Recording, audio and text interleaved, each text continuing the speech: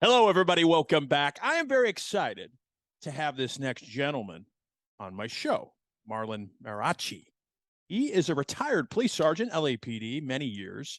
He is doing great things now. He's an expert in so many areas, but he's giving back to the Leo community like we all should. Marlon, thank you for being on, sir. Fitz, thanks, brother. Yeah, we were just joking around, right? It was. You call me Fitz, man. That is so cool because that was my nickname in law enforcement. There we go. Military. There we go, man. Thanks for having me. I totally appreciate anytime, it, man. I'm so happy. Anytime, brother. I always get excited when there's another Leo. We're both retired. We both did a lot of years. You work for LAPD. I can't even imagine the fucking stories that you have. Jesus, you were just telling me one. But tell the listener, brother, a little bit about you and what you're doing right now. 24 years have gone by in a flash, brother. It happened so quick. I'm a sergeant back in 2007. So I had about 9 years of police officer with patrol experience. And, we can talk about a whole bunch of war stories and, and what happens out in the field, when you're responding to radio calls or, doing traffic stops and all that good stuff. But I got to tell you, man, once I became sergeant, I really had an impact. I felt very relevant because at that type of role, as a supervisor, you really get a chance to really impact young officers. Absolutely. You get to lead, and develop your leadership skills. Yeah. And so for me, somehow, some way, in my 15 years as a sergeant, I got myself involved in police discipline. For whatever reason, I like that's that saying, man. I like people's dirty laundry, brother. When I was in the Navy, believe it or not, check this out. So I'm taking you back to 1994 in the Navy. I was chalking and chaining planes in an aircraft carrier. Somehow, some way, I ended up being a legal man. And we actually had a trial team come on board this little rinky-dink tin can carrier, old as hell. And we were in a conference room, probably not even as big as this room. And dude, we had about 7 special court marshals.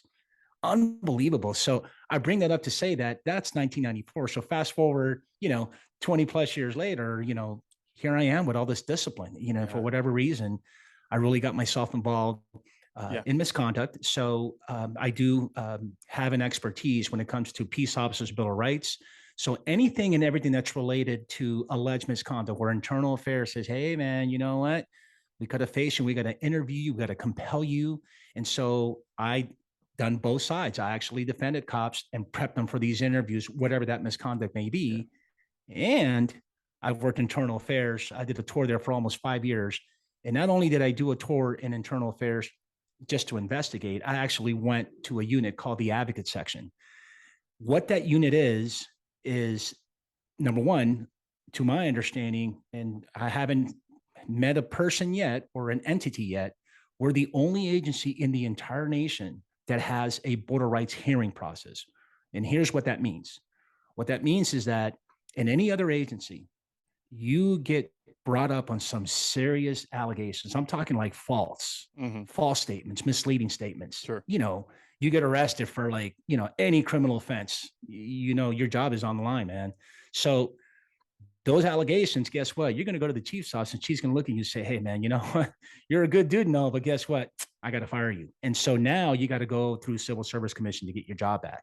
Well, in the Los Angeles Police Department, it's a whole different story. What the chief says is, look, check this out.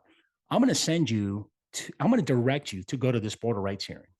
3 panel members, 2 command staff officers and a civilian, or 3 civilian panel members, right? And you're going to go through a little bit of a mini trial. It's going to be like a civil trial. You're going to have opening arguments, case in chief. You're going to bring in testimony, examine evidence, introduce evidence. You know what? We're going to rest. Defense puts on their case. Closing arguments. We're going to deliberate and find out to see if you're going to be guilty or not guilty. If you're guilty, guess what? Now we're going to go to the penalty phase. And now we're going to recommend, the type of penalty that we render to be fair. Well, anyways, and the chief is saying, guess what? I'm recommending removal, but I'm going to let this border rights hearing, the process, kind of determine what's going to happen. But here's the kicker. The policy. This is what, the charter is what it says. Yeah. It says, look, I can only, as a chief of police, I can only reduce the penalty. I just can't up it. So if the board, for whatever reason, decides to give just suspension, max days is 65-day suspension. Guess what, man? Even if the chief wanted to fire you, you can't. You can't. You can't. Yeah. And so that's what my world in police has been, more of internal. It's been very aware of what happens when an officer faces these types of misconduct in this alleged, discipline field. Yeah, and I've done a little bit of internal investigations, not to the degree you have, IA stuff, but I got to ask you, Marlon, I mean, being on that side, because I think it's needed. Every department needs to police their own. I think we all can, well, at least most of us can agree with that. You and I can agree with that, because there are some bad cops out there that shouldn't be cops. But how did you get treated? I mean, I know that's a obvious question, but for the listener, I mean, how did you get treated inside? If you're part of IED, and so, I'm a rat, people call you the rat squad and all kinds of other shit.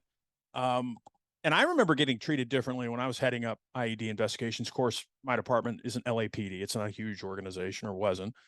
But how did you get treated when you were doing that? Oh, bro, I'm the devil, dude. Oh, of course. You're on the dark side. You're the devil. You're fucking IA. You know what? We don't want nothing to do with you. You're out to get us. And that's always been the case. But see, here's the deal.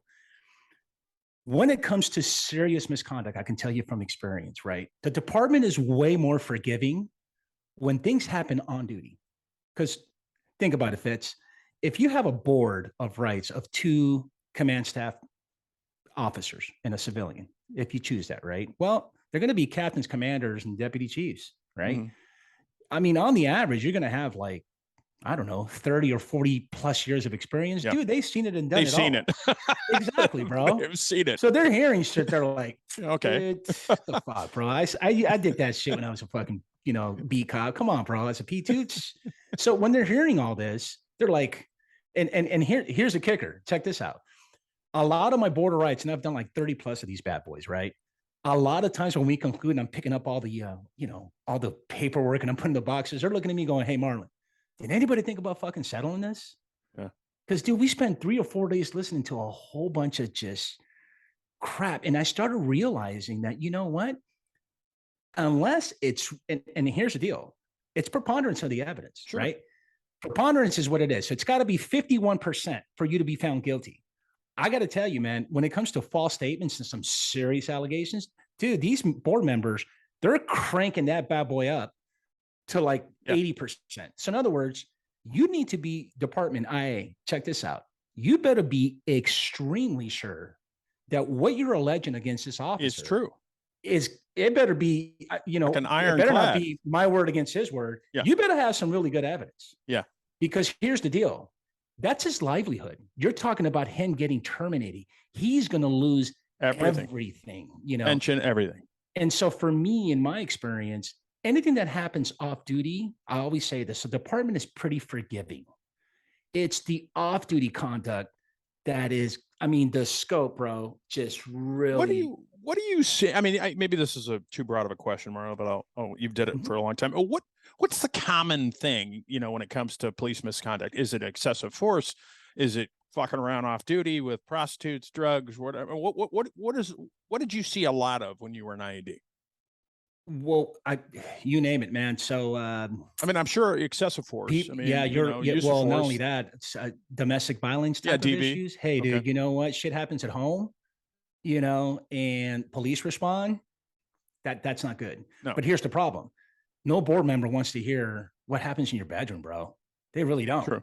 Know, because then the question is that, all right, well, are we really thinking or actually examining all this evidence to say that he's fit to be a real good cop when he's got some fucking problems at home, whether it be drinking or he's beating up his, it's very uncomfortable to be talking about, what happens in your personal life. But what I see the most, believe it or not, is the false statements that happen sometimes on duty, bro. Cops, and again, I'm taking you back, 7-8 years. I'm taking you pre-body worn video. Yeah.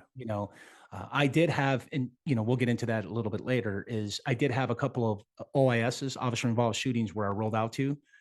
Out of the hundreds that I rolled out to, there has been 2 where the partner and the shooting officer were just, bro, they were very, very inconsistent. I'm talking one saying that, dude, I'm in Kentucky, and the other one saying, what are you talking about? I'm fucking first in LA right here in fucking Los Angeles, California. And you got hit, man. They cut a face sheet and you're facing a false. Yeah. Very, very unusual. But what I see the most, yes, I've seen a lot of use of forces, but those type haven't really, to me, you know what? It's like battle of the experts, right? The department is going to bring in an expert and say, hey, man, tell me what you did that day. And he's going to say, okay, do you think it's in policy? Yes, I do. Well, the defense is going to say, they're going to bring another expert saying, no, what they didn't do. So it's up to the board to figure that out. Those are kind of common, but more than anything is this, you got to work your ass off to get to a board of rights. How about if I put it that way? Yeah. And it's got to be off duty. Yeah. So this thing about being on the dark side, you're the devil, hey, a lot of times, bro, it's not the department that's doing it to you. It's you. Yeah. I was going to say, it's you. It's you, dude. You fucked up. Exactly. You fucked up. And you know what? Sometimes they don't own it. Well, that's what I was going to say is, they just don't own it. I mean, you can prep someone, and I was a defense rep. That's the other thing I need to mention also is that I worked on the other side as a defense rep. So I have prepped and defended officers for any type of misconduct.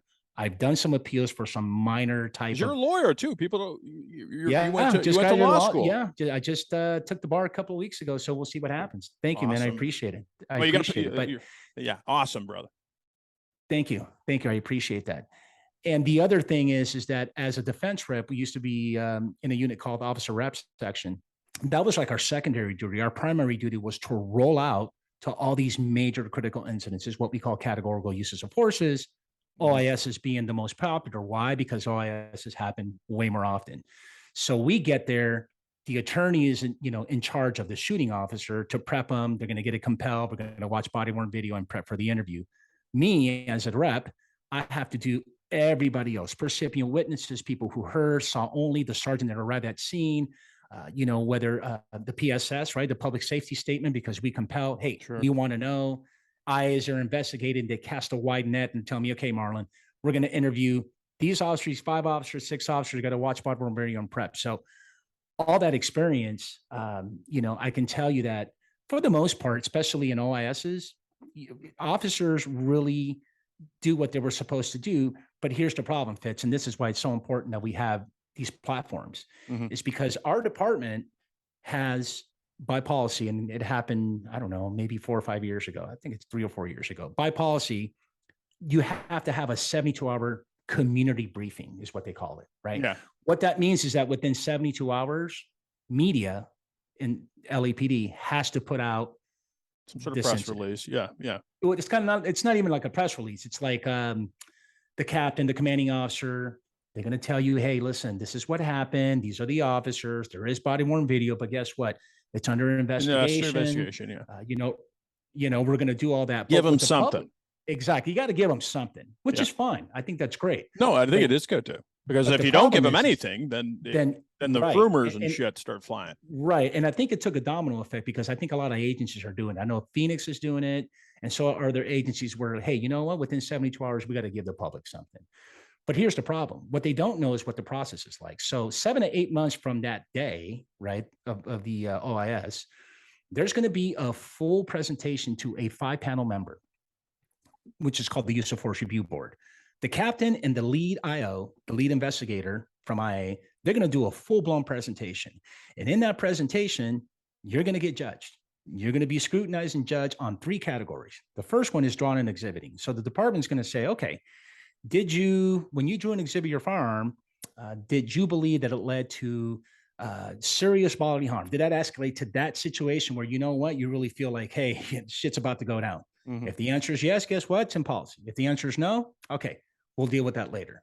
The second category is the one that always gets scrutinized, no matter what department you're in, is tactics. And you know this. Yeah. Tactics, the application of tactics. And I'm talking about everything that you did from the moment that you responded and turned on your body-worn video all the way until you get a code 4, suspect in custody, and you're done. In other words, IA doesn't care after a code 4. We care about everything and anything that you led to that actual case in point, Uvalde.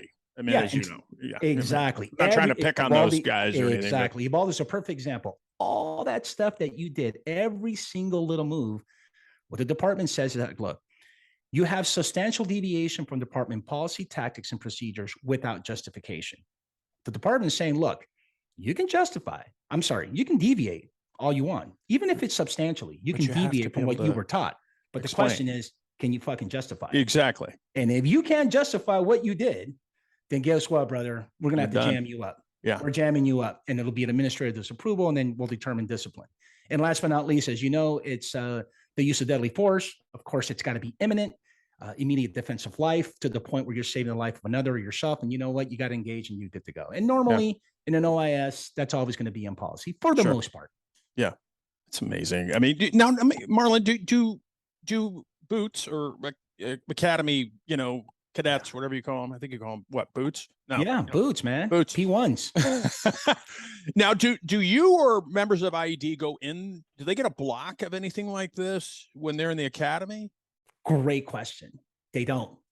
Why? And I'm setting that up. I know. Why? That's what I said, bro. I mean, you don't have to give away the farm tactics or, interview shit like that, but they should get a block of this, or maybe a couple some awareness. Some awareness, right? To it.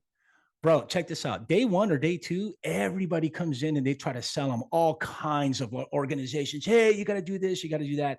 And for whatever reason, they have like 548 learning domains, and they have by post certification. I mean, I'm joking around. I'm being, but they have to meet the post requirement. Right. So for me to get in there and say, hey man, just give me a 30-minute block so I can really educate, right? To make you aware. Especially misconduct. That's like huge, right? And luckily, my captain that I just worked for when I retired, he came from training division. He told me, you know what? You can get a block in, because what they're starting to do now is these academy graduates, they have to come back 18 months later, and they have to go through a 1-day refresher course, and to say, okay, how has it been?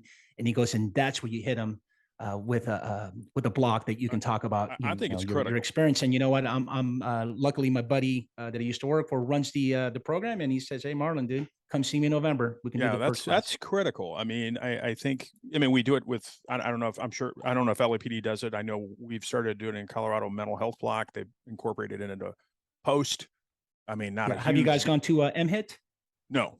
Okay, the mental health intervention training course, the 40-hour course that it's become post certified. Okay, we'll talk afterwards. You hit me up. I will hit you up, because LAPD. You guys are the standard, because everything from when it usually originates in LAPD and then kind of filters its way across to like Colorado. You're right. Now what I was. Go ahead. Yeah, I was saying that, to that point, and maybe I interjected too soon, but it is a brand. Super proud of being an LAPD alumni. And it used to be 24 years ago where, let me give you an example. 1,000 applicants a month we used to have. Holy And crap. They only took the best 5%. Out of the best 5%, they took the best 10%. So out of the 10%, they only took the best 5%. So literally you're talking about maybe 5 or 6. Well, then it's still a gamble, because they still have to get through right. FTO and all this other stuff. Of course. But the point is that was back then, 25 years ago. Today, I bet you barely even, don't quote me on the numbers, but I know you're barely even getting 300-400 a month, maybe, if that. Yeah, I was going to ask you about that. What I say that is that a lot of people back then, whether you were from Wyoming or just got out of you're a Marine, you're like, you know what? I want to go to LA, man, because LAPD is the best. Mm-hmm. We are the best. We do set the standard. One of our core values is that quality to continuous improvement. Sure. And I really, truly believe that we do set the standard. Case in point, I'll give you an example. In 2015, this one body-worn video just came out. And I believe here in California, Rialto was the first agency that actually had the pilot program with Axon, right? Mm-hmm.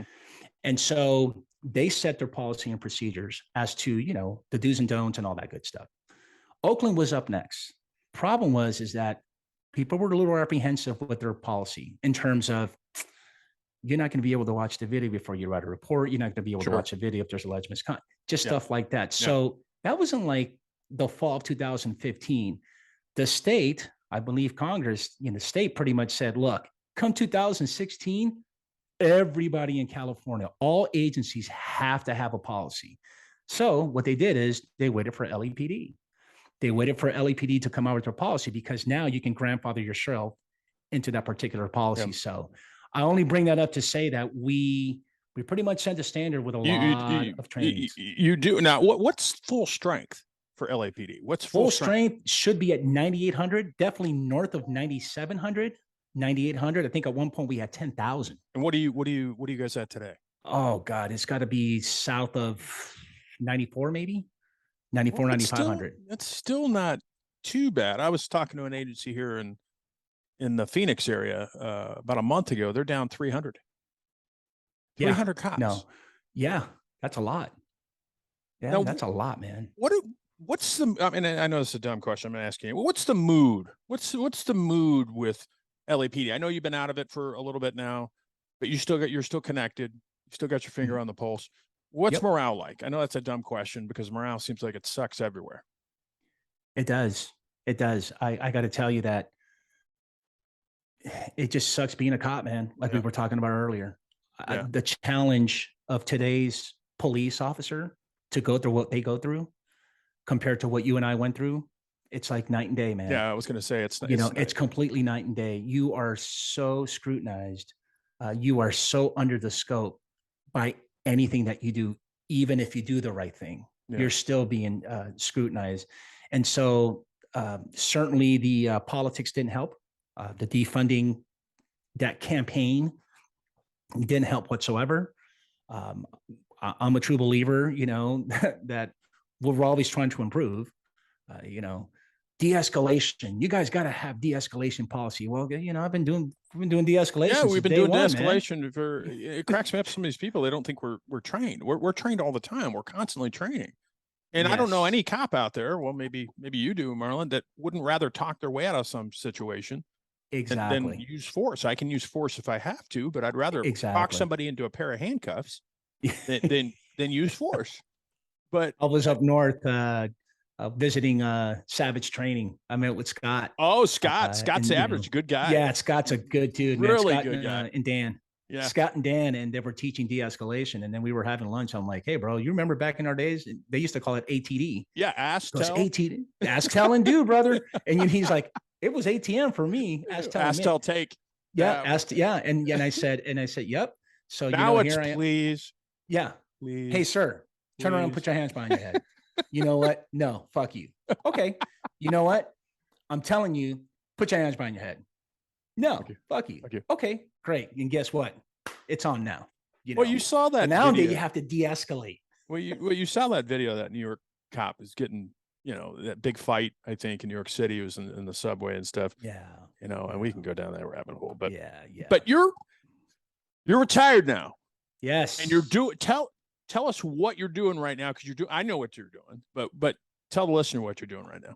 I'm gonna launch a podcast pretty soon, and it's called Details, the Breakdown. And what I'm going to do is I'm going to break down officer-involved shootings, OISs. I'm going to do it both in English and Spanish. That is fucking awesome. And my concept and my vision was more along the lines that we just don't really get informed what the cops go through. Look, I'm not passing judgment. This already happened. It's a tragedy. Nobody wins. Nobody wins when you get involved in an OIS. No one, including the community, all the stakeholders. However, you need to know, or I'm going to tell you, hey, this is what cops were thinking and this is what they were doing. Whether it's right, wrong, or ugly, that's just the way it is, you know? And so helping to educate and make awareness, and more than anything, I got to be more honest with you, is that our Latino community, I really honestly feel that our Latin communities, you got people here in, come on, Los Angeles, Phoenix, they don't even speak any English. Yeah. And they don't know what cops go through, and they don't know what cops did. And, all they see is just this horrible, tragic shooting.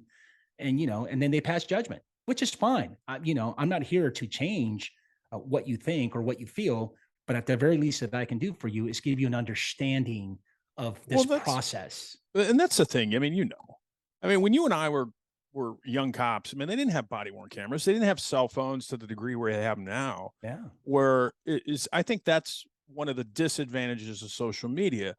I believe in social media. I use it as you, but you see a OIS or some use of force by some cop. It's on social media, and then people are not seeing what led up to that or a different angle of that. Correct. I always tell people, especially young cops, look, I mean, how many, or the public too, you're watching an NFL game. All right. How many camera angles do you get on the receiver? Did he have 2 feet in? Did he have 1 foot in? I mean, you get angles from all over the fucking place. Cops don't have that luxury. No, they don't have that luxury, especially in a split-second decision. So when you have one view, this, I'm preaching to the choir, but for the listener, when you have that one view of a body-worn camera right here, what you're getting is right here. You're not getting over there. You're not getting over here. So you just got to your point, Marlon, you got to keep your mind open. And I think a lot of times, as you know, people rush to judgment and say, oh, the officer's guilty. Well, right. How many shootings happen every day in this country? Yeah, I think at one point we had close to 100, 90 plus. And how many shootings are those are cleared by it was justified? Probably the vast majority of them. For the most part, yes. And then you get that small percentage. No cop. After this, I'm done with my rant. No cop Marlon doesn't get up in the morning and kisses his wife or spouse or whoever goodbye and says, I'm going to go out and shoot somebody and put everything on the line. Come on. Not only that, and you know what? And you bring up a really good point. When I do launch all this, and I think it's worthy, right, to tell, the audience that, look, I'm no expert in this and I haven't been involved in it. You got the experience. You know what? I went 24 years without getting involved in OIS. And you know what? Thank God I haven't. Because anybody that actually goes through it, you have no clue. No. Which brings me to my other point. Once I start breaking these down, what I'm also going to do is I'm going to invite, luckily I have access to the officers that were involved in an OIS to come sit down with us. And you know what? Let's do it, brother. Tell me your story. Yeah. I think that's going to be very, very impactful. It was very impactful, very therapeutic for the officers involved. And to your point, I mean, this is where I get irritated with like TV and the movies, I mean, they glamorize all this shit because that's what sells. I get it. But it's just like, they have no idea what not just an OIS, but any kind of critical incident where an officer has to use force. Yeah. People have no idea. No. And you know what? We call it categorical uses of forces, OIS being the most popular, but you also have LERI, L-E-R-I, which is your law enforcement related injury. Well, what does that mean? What that means is that if you get into a use of force and that suspect arrestee ends up hospitalized, it's a call out. Then you have your in custody deaths, right? That we can talk about as well. And last but not least is dog shootings. Dog shootings at one point we rolled out. I don't know if they're going to keep it internal, but for the most part, we roll out the dog shootings as well. Now talk a little bit about in custody deaths, because that's very important. And I know what it is, but for the listener out there who might not know what an in custody death is. Right. So basically, let's just say you got a radio call and, you arrest someone for domestic violence and you get into a huge use of force. And I'm just giving a scenario. And next thing you know, they're in the car and for whatever reason, while you're driving over to book them or to, give them medical treatment, they just die on you. That's an in custody death. Anytime the police has you in custody. George Floyd. Exactly. For example, which by the way, I had to tell my daughter, I told my daughter, I said, look, no, never have I ever been taught that particular technique. Two, the other thing I was just like, get him in the car. I haven't even had a partner. I get never him in the car. Idiot. Where the fuck did you learn that shit, bro? No, I don't know. And I'm not laughing at the incident. Right. I mean, just laughing at the tactics involved where it was fucking ridiculous. Get this guy in the car. You don't need a photo op. Yeah, exactly. There's just, we can talk. That's a whole different That's a whole different thing. Before I forget also, Fitz, is that part of my consulting that I also like to do is this likely scenario. My client audience that I'm targeting are small agencies. And the reason why I say that is because you and I both know from experience, and I'll let your audience know that you get a traffic stop, right? And cop comes over and says they're going to give you a citation for, for a moving violation. Okay. Well, you were rude to me and you were very discourteous for me. I want to make a complaint against you. Okay. So they cut a face sheet, is what we call it, right? So they start an internal affairs investigation. And so the officer is going to call his union, going to get an attorney to represent them in that compelled interview. And the sergeant from that agency is going to be the IO, and they're going to do the interview, right? They're going to ask all kinds of questions, recorded, canvass the area, get some evidence, attach an addenda to it. Great. They're going to paraphrase and then submit the entire investigation to the command staff. Now it goes through a whole levels of review. Here's the deal. It's going to end up at the chief's desk, and he or she is going to have to make a decision, right? Well, what I want to do is, why don't you give me that particular investigation, and I will analyze and examine that with a fine-tooth comb. And what you're getting from Marrache, you know, what are you getting from Marrache is you're getting a very, very thorough, specific, reasonable, with no bias, no nepotism, and no favoritism. And I'm going to turn it into you and tell you two things. If it's sustained, hey, based on my training experience, Chief, this is the type of penalty you should recommend. I'm not telling you what to do, but I'm just. But here's my recommendation. You know, here's my recommendation. It's an independent review. You know, it's like a checks and balances. Yeah, you know? exactly. I'm like the mini IG, I guess you can call me, whatever, right? Because here's the problem, and I've seen this, you know, throughout my career, and you're going to be shaking your head like, yep, I know exactly what happens. The problem is that in these small agencies, you have that one police officer that's bitching and does that ancillary SWAT duty, and everybody thinks that he's the shit, you know. Oh my God, it's fucking solid, you know. SWAT, exactly. SWAT. You know, he's all fucking buff, all looking good, hair all slick, and he happens to go in this traffic stop, and he's dropping F-bombs and being totally fucking rude, right? And it's all on body-worn video. Yeah. Now, you and I both know, if we were command staff, if I was a chief, I'd be like, no, hell no. Yeah. I don't want my officers to be treating my community members like this. I'm going to jam this dude up. But here's the problem. It gets turned in. The sergeant, the captain, lieutenant, like, hey, chief, you know what? He's a good dude. You know, it's just saying, why don't we just give him a counseling? You know, just do a verbal counseling for the day. That's that type of cop. The other one is even the worst. And I know you've seen this. The one that has that horrible reputation, that's heavy-handed, that's always jamming people up, being rude, disrespectful. Always in trouble. All the time. Always in trouble, all the time. And that one little traffic stop for an allegation of discourtesy or neglect of duty, guess what the department's thinking? You know what? Got him. This is the one where we're going to fire him and terminate him. And so for me, having seen these two scenarios of these police officers, these accused employees, if you will, I want to provide that service where, hey, I have no dog in the fight. No, I'm retired. I'm just an independent LAPD sergeant with some experience, and you know what? We can just chop it up, and I'm going to tell you, hey, man, look, you know, this investigation is lacking this, that. Okay, this investigation looks good, but hey, guess what, Chief? It's really not a big deal, you know, and hopefully, you know, that turns into something. So that's another product, you know, service that I'm trying to market and see what happens. Absolutely. The one thing I love it all, Marlon, and any way we can help, please let me know.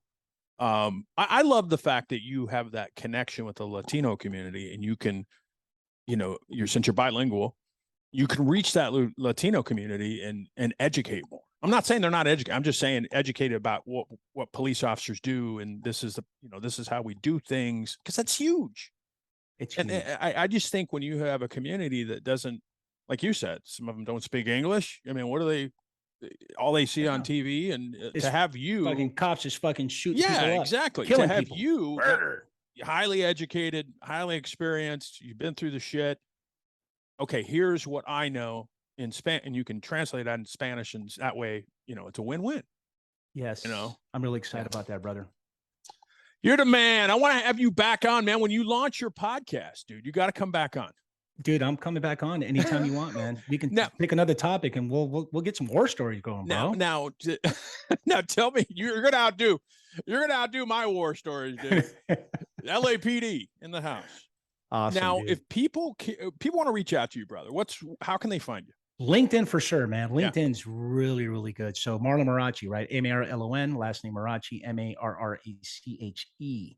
Be on the lookout for details. D with the tag.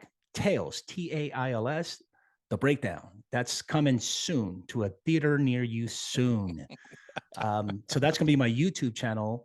And then, of course, we can go police. I picked a really good, I'm kind of proud of myself, bro. I picked a domain, policediscipline.com, man. You got it. My website is www.policedisciplinetogether CJEvolution.com.